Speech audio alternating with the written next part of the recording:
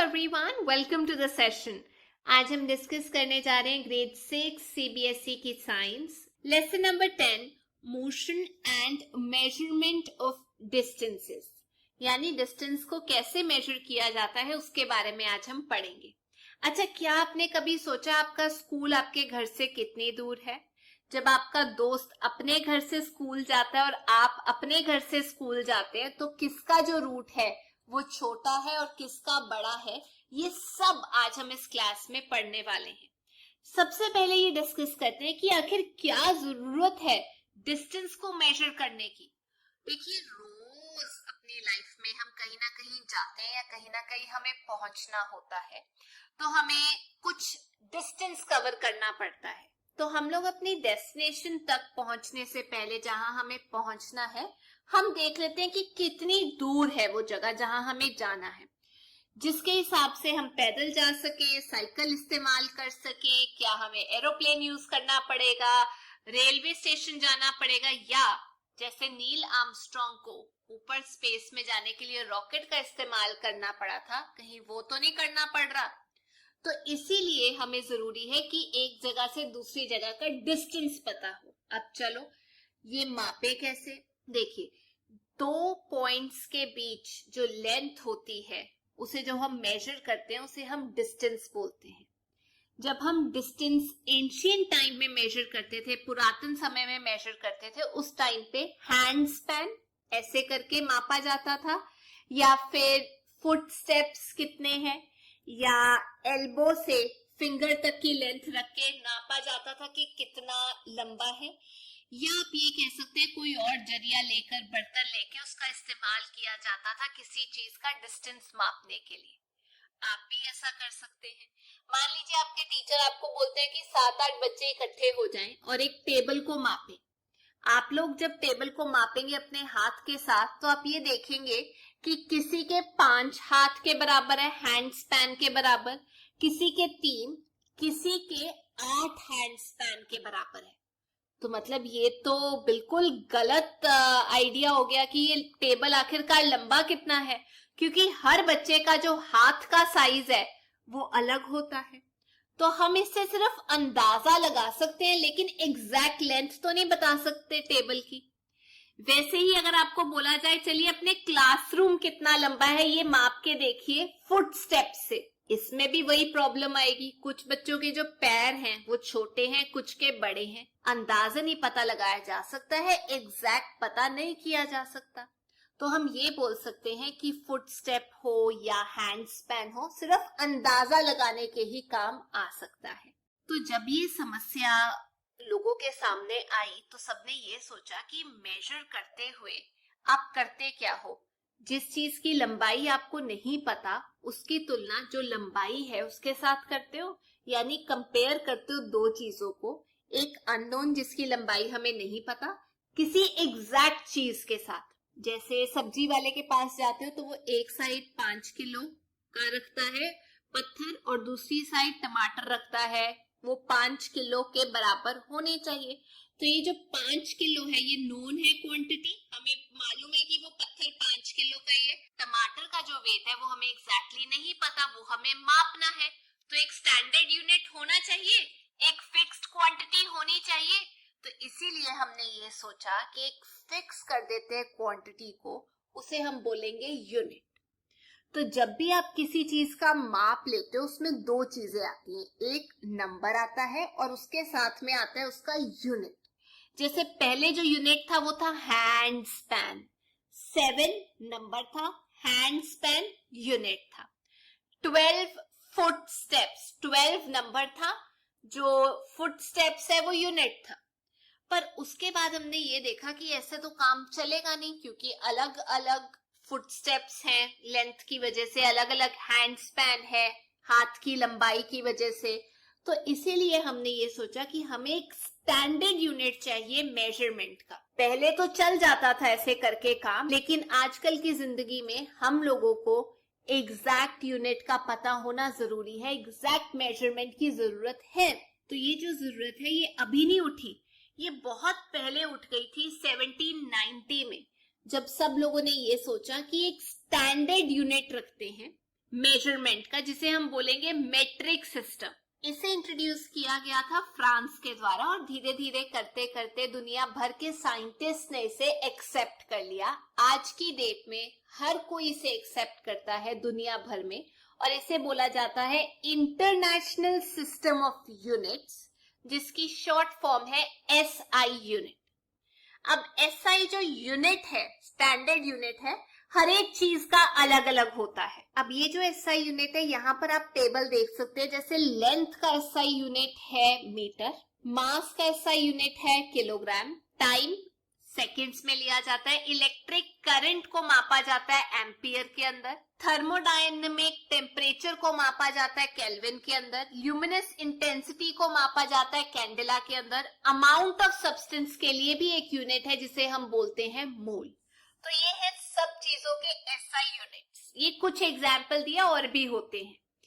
तो मान लीजिए लेंथ का जो एसआई यूनिट है वो है मीटर। अगर कोई आपसे पूछे कि आपका ज्योमेट्री बॉक्स कितना लंबा है, तो आप बोलेंगे 15 सेंटीमीटर। जरूरी नहीं आप मीटर में ही बोले, लेकिन एसआई यूनिट जो है वो मीटर का होता है। अब कोई चीज अगर छोटी है तो जरूरी नहीं है आप उसका माप मीटर में ही बोले, आप उसको सेंटीमीटर में भी ले सकते हैं। जैसे मैंने आपको बताया कि लेंथ का जो यूनिट है उसको हम लेते हैं मीटर में, और उसका जो सिंबल है वो है एम। तो आपको दो चीजें याद रखनी है, मीटर से सेंटीमीटर में कैसे जाना है। 1 मीटर इक्वल टू 100 सेंटीमीटर होता है, और 1 सेंटीमीटर में 10 मिलीमीटर होते हैं। लेकिन अगर आपने एक जगह का दूसरी जगह तक का डिस्टेंस देखना है तो आप मीटर में नहीं ना देखोगे, आपको चाहिए किलोमीटर, बड़ा यूनिट। तो आप ये याद रखिए कि 1 किलोमीटर, 1 किलोमीटर में 1000 मीटर होते हैं। कई बार आपने ऐसे सड़कों पे, साइन बोर्ड पे या माइलस्टोन्स पे, जो सड़क के साइड पे होता है, वहां पे लिखा देखा होगा कि कितना डिस्टेंस है इस शहर से दूसरे शहर के बीच में। तो हम अपनी रोज की जिंदगी में ऐसे बहुत सारे लेंथ्स लेते हैं, यूनिट्स का इस्तेमाल करते हैं। जैसे आपने देखा होगा कि जो कारपेंटर है, जो लकड़ी का काम करता है, वो अपने पास एक मेजरिंग टेप रखता है जिससे वो डोर का माप ले सके, कोई नई चीज बनानी है उसका माप ले सके, कुछ रिपेयर करना है उसका माप ले सके। वैसे ही एक कपड़े का व्यापारी, वो भी एक मीटर बार अपने पास रखता है, मीटर का स्केल रखता है। या आप अगर टेलर के पास जाते हैं, उसके पास भी एक इंची टेप होती है। जो हमारे मोटरसाइकिल है उसके ऊपर भी एक ओडोमीटर लगा होता है, जिससे आप पता लगा सकते हैं कि आपका डिस्टेंस कितना है, कवर हो गया। जो उस व्हीकल पे आपने डिस्टेंस कवर किया, ओडोमीटर के जरिए सारी रीडिंग आ जाती है। लेकिन प्रॉब्लम तब आती है जब आप रीडिंग ठीक नहीं करते। मान लीजिए आपने इस पेंसिल की अगर लेंथ निकालनी है, तो स्केल को 0 से रखोगे आप यहाँ पे, 0 से, और फिर सीधा रखोगे, इसके बिल्कुल पैरेलल रखोगे, टेढ़ा टेढ़ा करके, और ऐसे अलग अलग एंगल से नहीं देख सकते। अलग अलग एंगल से देखोगे, ऐसे देखोगे ज्यादा दिखाई देगा, ऐसे देखोगे कम दिखाई देगा। बिल्कुल ऊपर से देखना है, सही एंगल से देखना है, पैरेलल रखना है, 0 से शुरू करना है, एंड पॉइंट तक पहुंचना है। और मान लीजिए ये 0 का जो हिस्सा है आपका स्केल का, अगर वो टूटा हो, तो अगर आप आगे से शुरू करते हैं तो फाइनल पॉइंट तक जब आप पहुंचते हैं, उससे जहां आपने शुरू किया था उसको माइनस करते हैं। जैसे उदाहरण के तौर पे ये जो पेंसिल है, इसकी लेंथ आप ले लीजिए 10 सेंटीमीटर है, लेकिन आपने जो स्केल लिया उसके आगे के 2 सेंटीमीटर टूटे हुए हैं। आपने 2 से शुरू किया और वो पहुंच गया 12 तक। तो आपने क्या करना है, इस पेंसिल की लेंथ निकालने के लिए 12 माइनस 2 करना है, जिससे आपको इसकी लेंथ मिल जाएगी 10 सेंटीमीटर। और सही एंगल पे रीडिंग करनी है स्केल की। 0 से शुरू होना जरूरी है। अब मान लीजिए कोई चीज एक सर्कल में है, उसके लिए आप स्केल को तोड़ के तो नहीं ना रख सकते, तो आप कैसे मापेंगे? आप एक धागा लेंगे, उसका एक कोना गांठ बांध दो, वहां उसके ऊपर रखते जाओ जो सर्कल है, जैसी भी टेढ़ी मेढ़ी लाइन है उसके ऊपर रखते जाओ धागा, ऊपर चलना चाहिए, उसके हिलना नहीं चाहिए। और एंड पॉइंट पे जब आप पहुंच जाओ, उसे उठाओ और एक गांठ बांध दो। फिर वो जो 2 एंड्स है उसको स्केल के ऊपर रख के देख लो कि कितनी लंबाई है, जिससे आप टेढ़ी मेढ़ी चीजों की भी लंबाई माप सकते हो। अब हम आगे चलते हैं लास्ट टॉपिक पे, मूविंग थिंग्स अराउंड अस। जो चीजें हिल रही हैं, सराउंडिंग अपनी बदल रही हैं टाइम के अनुसार, उसे हम बोलते हैं कि वो मोशन में है। जैसे कोई चीज, ये जो है ऑब्जेक्ट, अपनी पोजीशन चेंज कर रहा है और आसपास देखो, पहले ये मेरी आंख के यहाँ पे था, फिर ऐसे ऐसे टाइम भी आगे बढ़ रहा है और ये इसकी मोशन हो रही है, अब ये इस आंख तक आ गया, यानी सराउंडिंग भी चेंज हो रही है, टाइम भी आगे निकल रहा है, तो हम ये कह सकते हैं ये चीज मोशन में है। आप अपने आसपास बहुत सारी चीजों को मोशन में देखते होगे, जैसे आपका दोस्त भाग रहा है प्लेग्राउंड में, मोशन में है, क्योंकि जब वो भाग रहा है पहले इस पेड़ के पास था, फिर दूसरे पेड़, फिर तीसरे पेड़ के पास, उसकी पोजीशन चेंज हो रही है टाइम के साथ साथ, तो हम ये कह सकते हैं कि वो मोशन में है।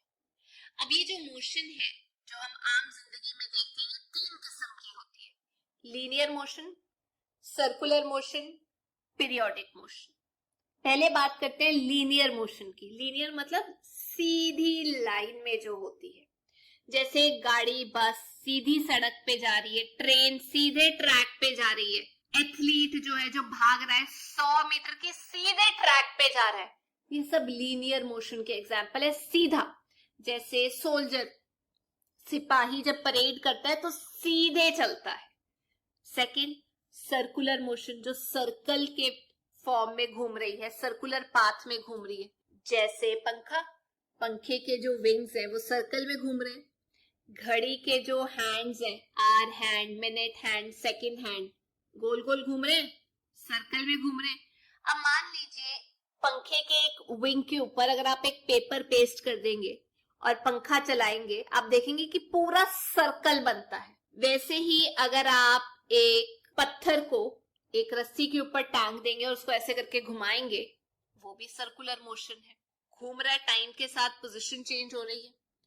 तीसरा होता है पीरियोडिक मोशन, यानी एक फिक्स्ड इंटरवल के बाद जो मोशन है वो रिपीट होती है। जैसे आप कह सकते हैं आपका स्विंग, झूला, पहले ऐसे, फिर फिक्स टाइम के साथ ऐसे, फिर ऐसे, फिर ऐसे, ये पीरियोडिक मोशन है। बट अगर मैं सिलाई मशीन की बात करूं, उसमें तीनों एग्जाम्पल आ जाएंगे।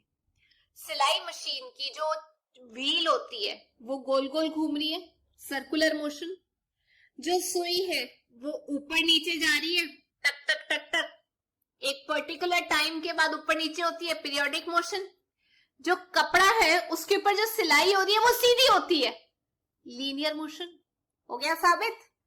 तो यही था आज का चैप्टर और यही थी आज की क्लास। पर जाने से पहले मैं आप लोगों से 2 क्वेश्चंस पूछना चाहती हूँ। पहला क्वेश्चन ये कि टाइप्स ऑफ मोशन कौन कौन सी होती हैं, और दूसरा क्वेश्चन ये कि मोटरसाइकिल पे डिस्टेंस मेजर करने के लिए क्या बनाया होता है, कौन सा मीटर होता है, उसका नाम आपको मुझे बताना है कमेंट सेक्शन में। तो यही थी आज की क्लास। अगर आपको वीडियो अच्छी लगी तो please make sure you like, share and subscribe. हम फिर मिलेंगे। Till then take care, bye bye.